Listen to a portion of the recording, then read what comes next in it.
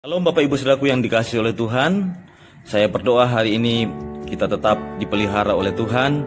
Karena bagi kita orang-orang percaya yang mengandalkan Tuhan, orang-orang yang setia, kita percaya bahwa setiap hari rahmat-Nya selalu baru buat kita. Nah, mari kita bersama-sama sebelum kita menjalani hari ini, kita akan bersama merenungkan satu bagian firman Tuhan yang saya berdoa akan memberkati kita semua. Mari kita berdoa sebelum kita mendengarkan firman Tuhan. Bapa kami yang baik, kami mengucap syukur untuk hari ini. Kami percaya Tuhan selalu setia di dalam kehidupan kami. Tuhan, sampaikan isi hati-Mu bagi kami anak-anak-Mu, supaya kami berjalan sesuai dengan firman-Mu dalam hidup kami. Terpujilah nama Tuhan, kami berdoa. Haleluya. Amin. Nah, saat ini kita akan bersama-sama belajar firman Tuhan tentang roh ketakutan. Di dalam 2 Timotius ayat 1-7. Dalam 2 Timotius 1 ayat 7 firman Tuhan berkata begini, saya akan baca untuk Bapak Ibu Saudaraku. Sebab Allah memberikan kepada kita bukan roh ketakutan, melainkan roh yang membangkitkan kekuatan, kasih dan ketertiban. Sekali lagi, sebab Allah memberikan kepada kita bukan roh ketakutan, melainkan roh yang membangkitkan kekuatan, kasih dan ketertiban.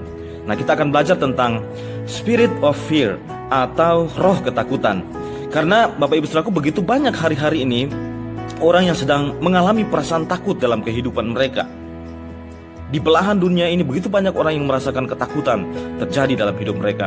Nah, salah satunya yang paling kelihatan adalah, kalau Bapak Ibu Saudaraku ingat beberapa waktu yang lalu, khususnya di beberapa tempat, karena perasaan takut, beberapa masyarakat kemudian menolak pemakaman untuk korban COVID-19.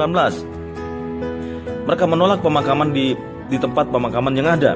Nah, perasaan takut juga itu hari-hari ini menghantui para pekerja. Karena bagaimana mereka harus menghidupi anak istri mereka kalau mereka tidak bekerja. Perasaan takut juga bisa terjadi kepada pengusaha-pengusaha hari-hari ini. Bahkan itu mungkin sudah terjadi karena kondisi ekonomi yang mulai tidak stabil. Bahkan tidak menutup kemungkinan perasaan takut ini akan dialami oleh orang-orang percaya, karena mendengar dan melihat situasi yang hari-hari ini begitu menakutkan. Namun Bapak Ibu Saudaraku yang dikasihi oleh Tuhan, menurut saya perasaan takut adalah hal yang normal. Kalau saya boleh tanya, siapa yang pernah merasa takut? Atau siapa yang sedang takut saat-saat ini? Saya sangat mengerti kita bisa takut. Saya sadar betul perasaan takut bisa dialami oleh siapa saja. Tapi dengar Bapak Ibu Saudaraku, saya ingin beritahu bahwa Yesus yang adalah Tuhan, yang pernah datang ke dunia ini menjadi manusia, Dia pernah merasakan takut. Dia pernah merasakan apa yang namanya takut dalam hidupnya. Bagaimana dengan murid-muridnya? Sama, murid-muridnya juga pernah merasakan takut. Siapa lagi kalau kita baca beberapa di toko-toko dalam Alkitab, mereka juga pernah merasakan takut. Jadi hari ini penghiburan buat kita semua. Kalau Bapak Ibu Saudaraku sedang merasa takut, itu adalah hal yang normal. Takut itu adalah sebuah perasaan. Jadi takut adalah perasaan manusia, karena manusia itu punya perasaan. Dan perasaan adalah satu inti dari kehidupan seseorang. Jadi jangan pernah kita menyalahkan orang, begitu saja takut. Tidak perlu menyalahkan orang lain, karena itu adalah perasaannya. Namun yang penting di sini adalah, dengarkan baik Bapak Ibu Saudaraku, saya ingin beritahu kita, jangan sampai rasa takut itu menguasai diri kita. Sekali lagi, jangan sampai perasaan takut yang menguasai kehidupan kita, sehingga itu akan membuat kita lumpuh, kita tidak bisa berbuat apa-apa, kita tidak lagi mau beribadah dengan keluarga di rumah, kita tidak lagi bisa berdoa, kita tidak lagi bisa melakukan hal-hal besar, dan kita lupa bahwa kita ini punya Tuhan yang besar. Kita lupa kita punya Tuhan yang adalah Allah Immanuel, Allah yang menyertai kita. Nah Bapak Ibu Saudaraku, lalu bagaimana respon kita? Apa yang harus kita lakukan saat kita takut? Nah, mari kita belajar dari Tuhan Yesus. Ketika Tuhan Yesus ada di dunia ini sebagai manusia, Alkitab mencatat Bapak Ibu Saudaraku di dalam Lukas 22 ayat 44. Di dalam Lukas 22 ayat 44 firman Tuhan berkata seperti ini. Ia sangat ketakutan dan makin bersungguh-sungguh berdoa. Peluhnya menjadi seperti titik-titik darah yang bertetesan ke tanah.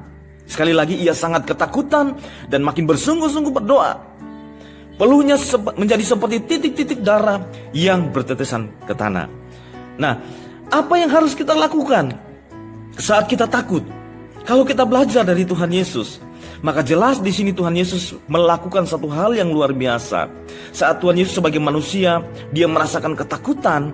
Firman Tuhan dengan jelas menuliskan buat kita, dia sungguh-sungguh berdoa.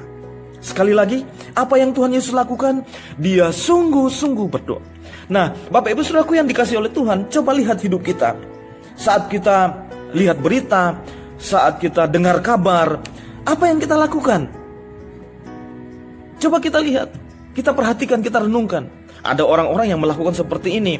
Mereka forward gambar-gambar, mereka forward berita-berita. Tapi sebetulnya kalau kita pikir-pikir, orang itu takut.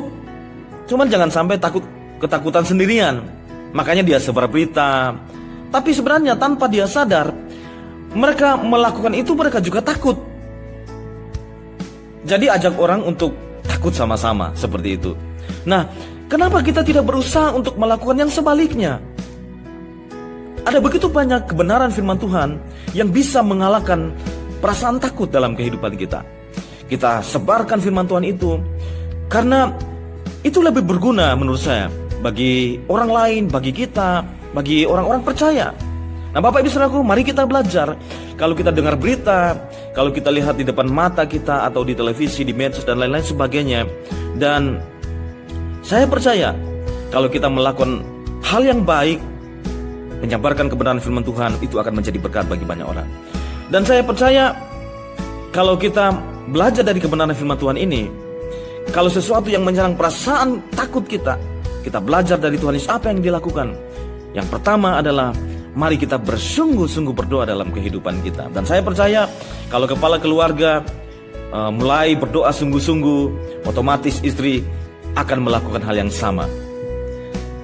Kalau istri juga mulai melakukan hal itu, dia mulai berdoa sungguh-sungguh, maka saya percaya suami atau anak-anak pun akan otomatis ikut bersama-sama.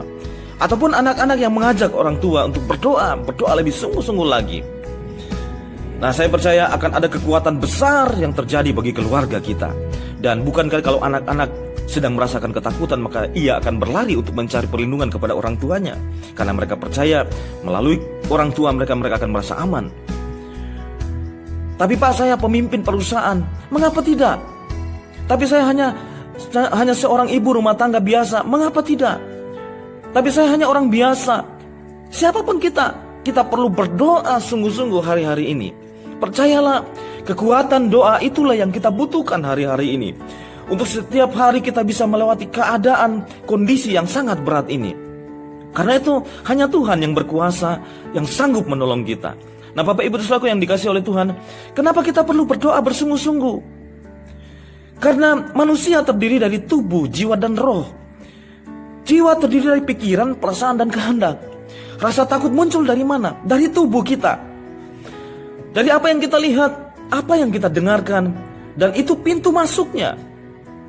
Kita lihat apa yang mengerikan, kita dengar kabar-kabar yang menakutkan. Apa yang terjadi? Pikiran kita mulai terganggu. Perasaan kita mulai takut. Lalu kita mulai melakukan keputusan-keputusan yang tidak benar dalam kehidupan kita. Kita mungkin tidak lagi, apa yang kita lakukan tidak lagi sesuai dengan kebenaran firman Tuhan. Keputusan yang terlalu cepat karena perasaan takut. Karena perasaan kita tidak lagi sehat.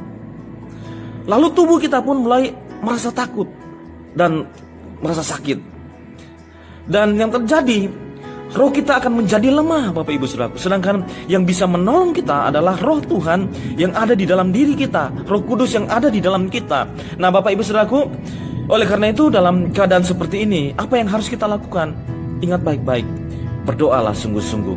Karena saat kita berdoa, kita sedang berserah kepada Tuhan. Kita sementara membangun mesbah Tuhan di rumah kita masing-masing. Kita membangun manusia roh kita. Kita membangun kehidupan yang lebih dekat lagi dengan Tuhan.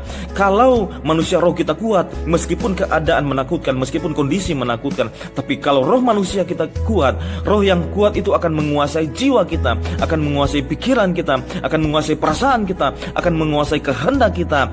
Maka percayalah, sekalipun kita melihat sesuatu yang mengerikan, kita mendengarkan yang menakutkan, tubuh kita bisa tenang. Karena kalau tidak, kita bisa takut, kita bisa stres, imun kita itu akan menurun, kekebalan tubuh kita akan menurun, lalu kita bisa sakit. Oleh karena itu Bapak Ibu Saudaraku, firman Tuhan ini mengajarkan kepada kita apa yang harus kita lakukan adalah berdoa sungguh-sungguh. Jangan pasrah dengan keadaan, jangan menyerah dengan kondisi ini. Ayo, makin sungguh-sungguh berdoa. Jangan biarkan iblis mengambil kesempatan dengan kondisi ini untuk melemahkan iman kita, untuk menghancurkan kepercayaan kita, untuk menghancurkan kehidupan kita. Mari kita saling mendoakan, karena percayalah, doa orang benar bila sangat yakin didoakan sangat-sangat besar kuasanya. Haleluya, amin. Untuk firman Tuhan hari ini, Tuhan Yesus memberkati kita semua. Amin. Mari kita berdoa. Bapa, terima kasih untuk firman-Mu hari ini, dan kami percaya firman-Mu akan menjadi daging dalam kehidupan kami, sehingga menghadapi apapun dalam kehidupan kami tetap kuat bersama dengan Tuhan. Terpujilah nama-Mu, dalam nama Tuhan Yesus kami berdoa. Haleluya, amin. Salam sehat, Tuhan Yesus memberkati kita.